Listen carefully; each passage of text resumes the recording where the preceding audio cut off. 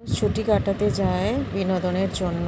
প্রত্যেকটা মানুষই অনেক অনেক আশা নিয়ে বেড়াতে যায় তাদের ফ্যামিলির সাথে একটু শুধুমাত্র বিনোদনের জন্য।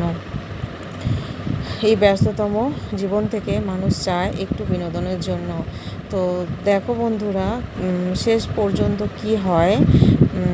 এইভাবে যে হঠাৎ করে এই বন্যা এসে যায়, এই বান এসে যায়, সেটা ওনারা বুঝতে পারেনি যে এইভাবে এসে যায়।